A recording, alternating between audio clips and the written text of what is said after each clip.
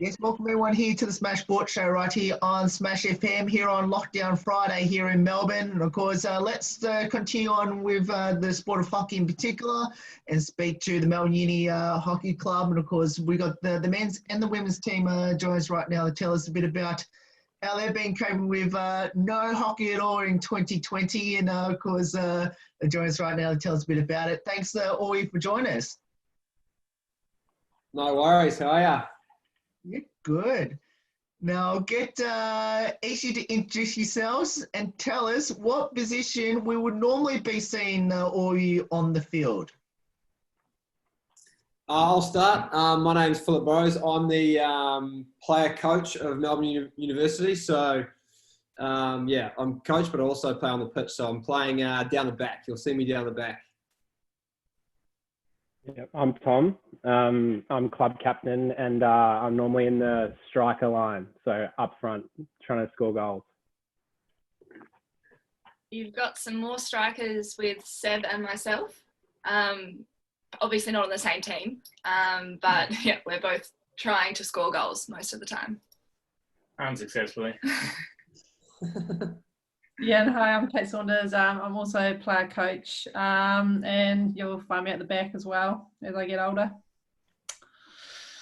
Now, I wish I could be talking to you about the season, but I guess that hasn't happened this year. How frustrating and difficult has that been?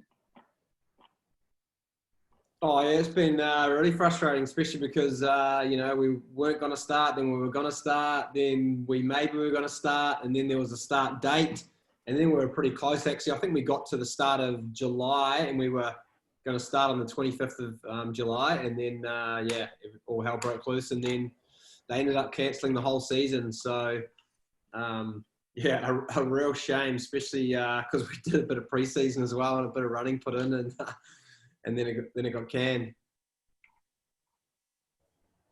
Yeah, when did we start, Phil? In January. We started pre-season quite early. Something like January, February, we started some running, tracking along pretty well. I was actually in Europe when it actually happened. I was over there with a Victorian team, and we managed to fit in 2 games, and we were just about to get on the buses to go play Antwerp. In Antwerp, and 48 hours later we're on the plane to get back so we could beat that cut-off point, so we didn't have to isolate for 14 days. So yeah, we basically had our bags packed, ready to play a game, and then all of a sudden we're packing up our bags to head back to Australia. Now, Phil, you just mentioned about that. I guess, was it just a quick decision?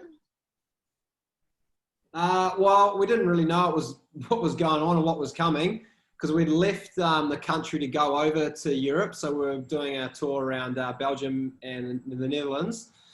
And yeah, we were told, yep, we can leave, no dramas, blah, blah, blah. And then it just escalated so quickly from, you know, 8 in the morning doing our team walk to no problems to in the afternoon. It was just like full lockdown of Belgium. We had to get out. So we did hang around for 24, 48 hours so we could get the right flights and everyone could get on them. So we're on the same flight.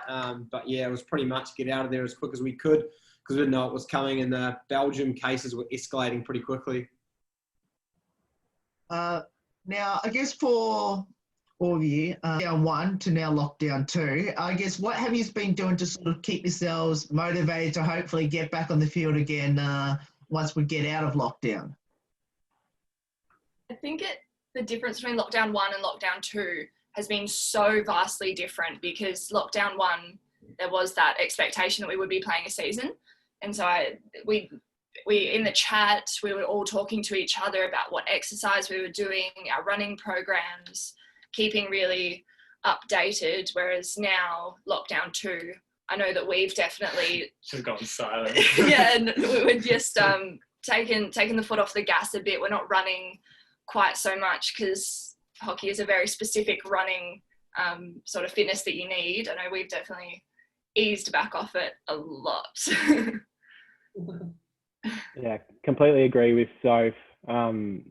When you're running and keeping fit for your teammates, it's a lot easier to do the work. But now that, you know, we're not playing for anything, and you're just really doing the fitness for yourself, I think it's a bit harder to get motivated for it. So I've certainly fallen off a cliff a little bit. I know you guys are doing a little bit of strength and stuff each day, but yeah, I've got serious muscle atrophy. I'm wasting away. With the uncertainty of the season, and if you were ever going to play at all, how difficult has that been to try to organise your team to, I guess, be prepared for a chance to be playing again? Yeah, it's been like it was really challenging. Like when we went into the first lockdown, trying to keep everyone's motivation levels up, because at the end of the day, you didn't know if there was going to be a start date or when that start date was going to happen. So there was a lot of felt like we're doing another pre-season without actually knowing if we were ever going to play. So it was really challenging. And I guess that's just where, the group chats and the communication, and you just had to you couldn't, have too high expectations on some people, because everyone went into lockdown with their own personal hurdles and stuff like that as well. So you had to take everything into account and realize that, hockey wasn't the be all and end all when people were actually going through some challenges like losing jobs, just so much uncertainty out there. So it was quite challenging. And then when we did get a start date, or a penciled start date, you could see the excitement levels kind of rise a lot.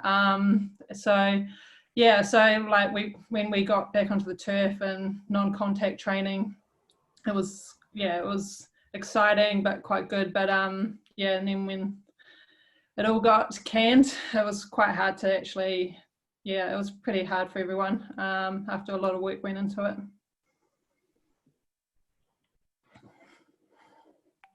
Same question to you, Phil.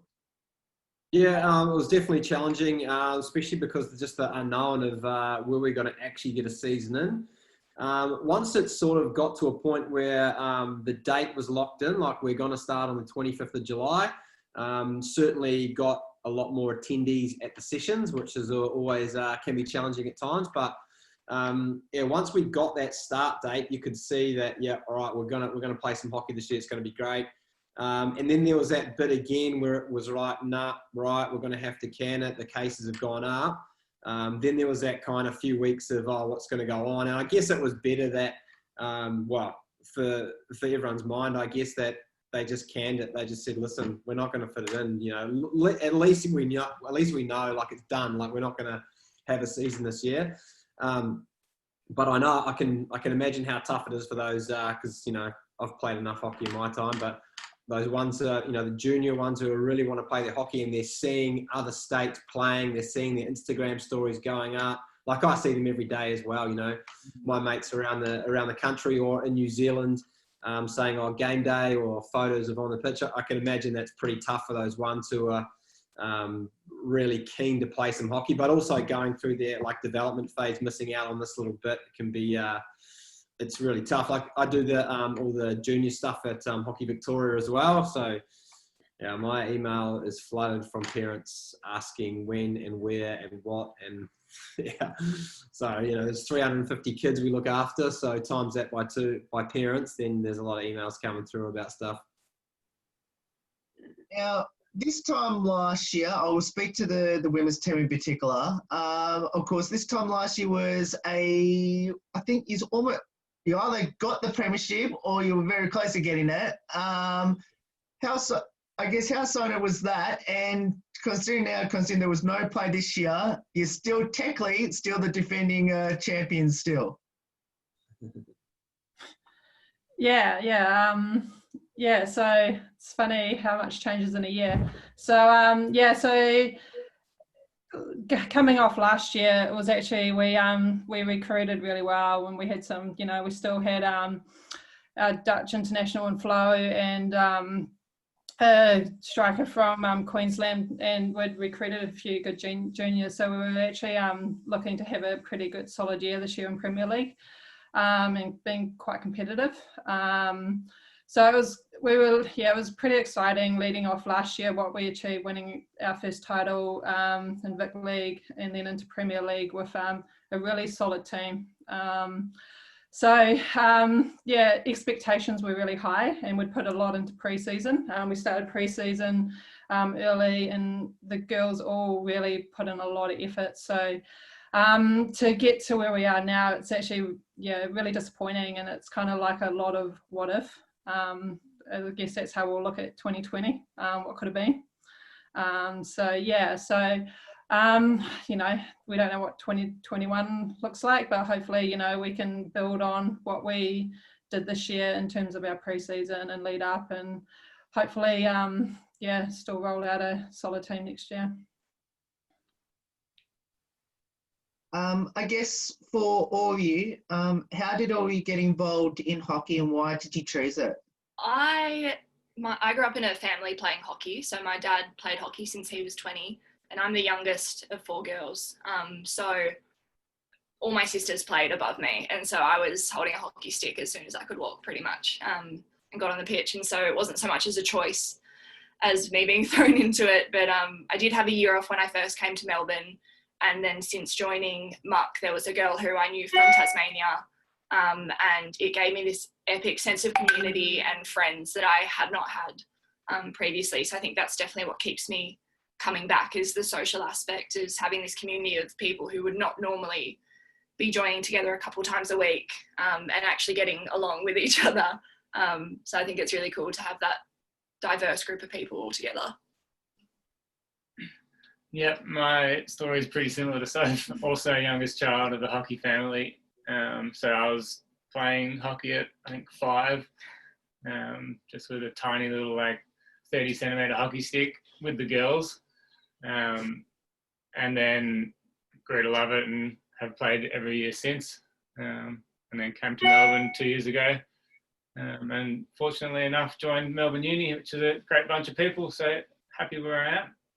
So I'm the same as well. Started pretty young. Dad played a lot. I was the youngest in the family. My brother played. My sister didn't. She played netball. But yeah, just followed in Dad's footsteps, really. Yeah, similar story. My brother Hugh played, and I just loved competing against him in the backyard. So I started playing minky, and then I broke my ankle playing footy. And I think my parents decided then that it's a safer sport, hockey. Not going to get injured as often. And I made the schoolboy Victorian team that year. So yeah, it became my focus. I stopped playing footy, and my mum passed away from breast cancer a year later. So hockey really became this great psychological distraction for me and release, which I just fell in love with. So I was at the hockey club, from when I was, across the weekend. It would have been, I played 3 or 4 games each weekend. I just loved it. So yeah. Yeah, my story is pretty similar. My mum played hockey, and then I just was kind of just followed her and started playing when I was 9, and then just went up the followed it from there and just went up the ranks from there. Now, what will be some highlights throughout all your hockey journey so far?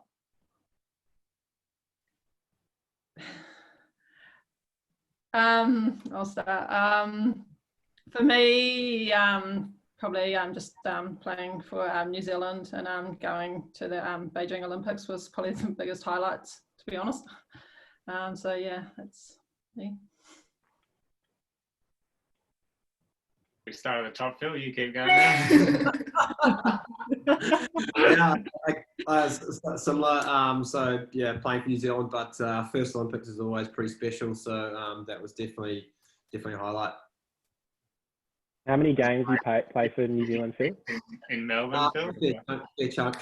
Fair chunk of games. Yeah, my probably fondest memories are winning the back then it was not Premier League, it was State League 1. I think in 2007, I used to play for Hawthorn, and we won it, and we're a bit of an underdog.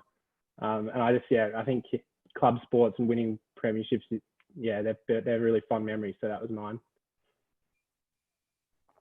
Same for me. Back in WA, we won the Premier League title 2-3 years ago now. And we'd gone for probably 5 years straight, winning, being top of the table at the end of the season, then just losing straight out of finals. So it was really, really special to finally win one. I don't really have anything quite so spectacular. I was thinking maybe under 13s Tasmanian state team, but that's not really quite on the same level. But I think mine's a bit more sentimental. Just my first year when I came to Melbourne, I had a year off hockey and I did not make any friends that year, and I got a bit sad. But then I joined Muck, and as I said before, I just had this huge community of people who kind of had to be my friends because we had to stay on the pitch together. And then it's just led to so many amazing friendships. Sucks that I got stuck with this one somewhere along the way. But yeah, I think just coming to Muck and having that community is probably the best achievement for me. Now, what does the sport of hockey mean to all of you, and especially playing for Melbourne Uni, involved at Melbourne Uni? Yeah, hockey means a lot to me, of course. It's been my life. Like, I've had a stick in my hand as soon as I could walk. There's a photo of me. I don't even think I can stand up, but I've got a hockey stick holding me up. But also, Melbourne Uni has been pretty special in my development because they gave me the opportunity. I was currently playing at the time. I had a contract in Europe that still had another year on it, but I was kind of like needed to get out of there and get back to the side of the world. And Melbourne Uni actually contacted me to come to Melbourne and be the player coach.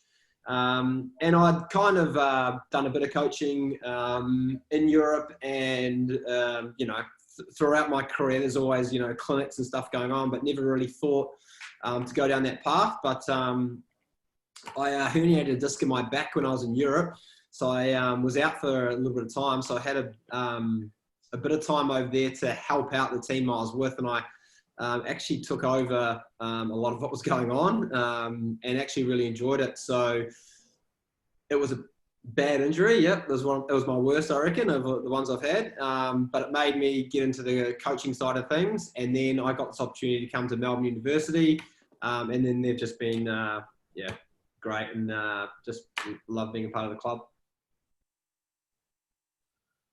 Yeah, but the same. Hockey's been part of my life for ages, for as long as I can remember. And I moved to Melbourne in 2017, and obviously didn't really know anyone here except for Phil. And I messaged him and said, "Oh, do you know a club that I can join socially?" And he said, "I come join Melbourne Uni." And thinking, "Oh yeah, I'll just play socially," not realising they were actually Premier League. So I joined Melbourne Uni in 2018, and it's been a really important part of my 3 years here in Melbourne. Like, all my friends have come out of here, and so it's just got a really good sense of community and a really good culture. And I think it's one of the strongest clubs community-wise and culturally in Melbourne. Yeah. Yeah, I completely agree with Saundy there. I came over to the club because there was an opportunity to help fill out with some coaching. And I coached the schoolboys down at Scotch College, and I've loved that side of the game. So when this opportunity came up, I jumped at it, and it's probably been 3 or 4 years I've been at the club. And yeah, to Soph and Saundy's point, the community and the social side is unbelievable. And also, yeah, the events and off-field stuff is just as good as on field. So all those things we've touched on, like psychological stuff and just having a run around, physically keeping fit, but for me it's the social thing that stands out the most.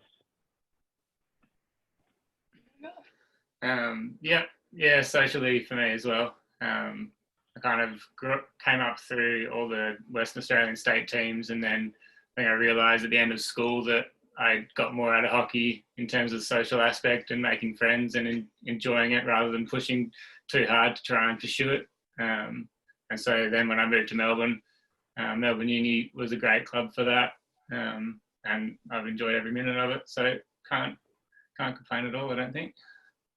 Yeah, I'm probably going to sound like a broken record because I've already said that I love this community. But like, coming from my home club back in Tassie, it was very much a family club. And so you'd think that things might be a bit different at Muck because we don't have as much of the junior aspect. but it's like somehow we are more social, just the events that we have every single year normally, and all of those sorts of things, the way that people come together, even if it's just for a beer after the game, that's definitely like the thing that keeps me coming back and makes me love being here, is the friendships outside the actual hockey. Yeah, and just on that, I think for this club, it is quite different to other clubs, because for a lot of us, like Melbourne is it's not our home, it's not where our families are from. So, Melbourne Uni is our home away from home in that retrospect. So so I think that's why it has that community feel and that real strong social scene, because for a lot of us, it is our family, in terms of for a lot of us, we come here to Melbourne to study or to work, and that's where we get that from. So Now let's finish up with a couple of light-hearted questions about your team from last year and a bit of this year. Any embarrassing moments at all last year or even this year? Yeah. By anyone? Moments. I can jump in. Go. And I'm probably going to get kicked off the team after this, but I was selected as the fines officer, self-elected. And there was just one really good training, which we were having a good time. This year, Flo, our import, she was having a bit of a chat. She was just talking a lot, and this was in the middle of training. Saunders was sort of trying to wrangle us, as she does. She's holding a clipboard and a whiteboard marker. And she's getting a bit frustrated, but she's playing it cool. She's sort of leaning back, crossing her arms, has her pen in her hand, just goes to scratch her face a little bit, sort of, let's say this is my pen. She's just sort of scratching her face. But the lid's off and she's just drawing all over her face. And she's just got no bloody idea. And so that then didn't help us to focus anymore for the rest of the training. So we thought that was just absolutely hilarious. But that's probably a highlight from this season. This is probably not an embarrassing story. It's more of a, well, it is funny, but it's not funny. We've got a guy on our team, Daniel Carlin, we call him Carlo, and he's had a bit of a rough patch with injuries. Poor guy, he's dislocated his shoulder a couple of times. He's done his hammy a couple of times. He just scored a hat-trick, his first hat-trick in the Premier League, and then 5 minutes later he's diving to get a ball and dislocates his shoulder. He's out for the rest of the season.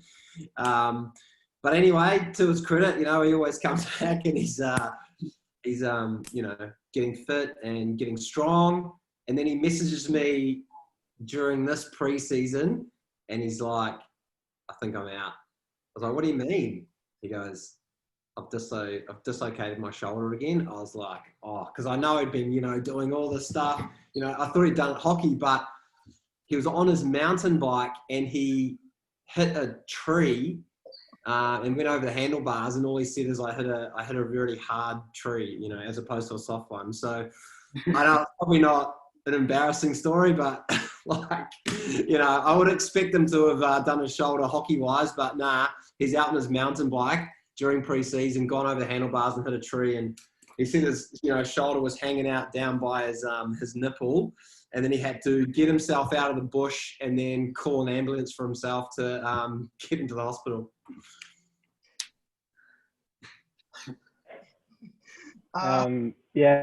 Not an embarrassing story from me, but just one that's in my, tattooed on my brain. Was in my first session with the club. I wanted to make a good impression, and Phil said, all right, let's play small games.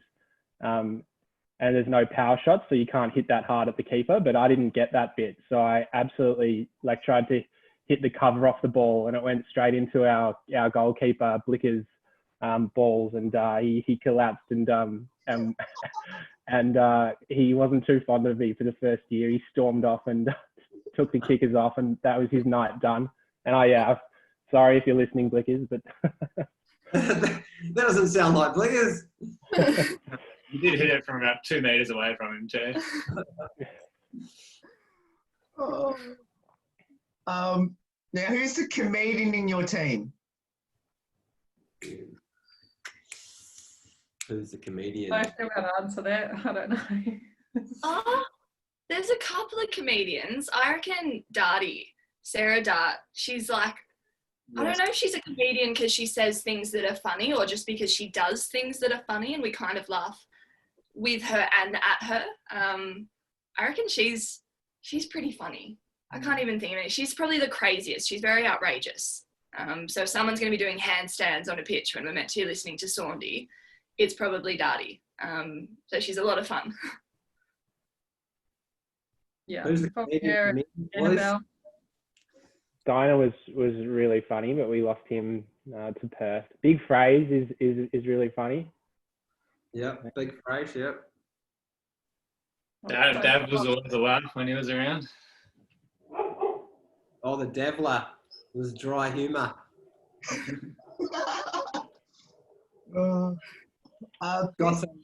Devon Smith, who's a long-time member of the club, and he's our manager and coach and whatever, and does everything. He's got some very dry humour, which is very entertaining. One last one to finish off, which is best singer and dancer in the team. Well, the dancer's got to be Zane Hutter for sure. Tight pants on. He gets on his Aaron Williams. He's probably got about 4 pairs of them, and then he just lets rip on the DF. Big Phrase. Got to give another shout out to Big Phrase. He's got some moves on the DF. Saundy, what do you reckon? Who's the best? It depends what state we're in and what is in the night. Low when she's here, dancing. I see her dancing on Instagram every day. Yeah, throws a weapon. Flow for everything entertainment-wise on the D floor at night. Going out before games, anything. Oh, well, Ori, thank you so much for joining us. It's awesome having Ori on the show again, and hopefully we get to see Ori back on the field again in 2021. Hopefully another premiership, this time in Premier League in 2021. Yeah, let's hope so. Thanks, mate. Thanks for having us. Appreciate it. Thank you. Bye. Thank you, guys. Yeah. All right.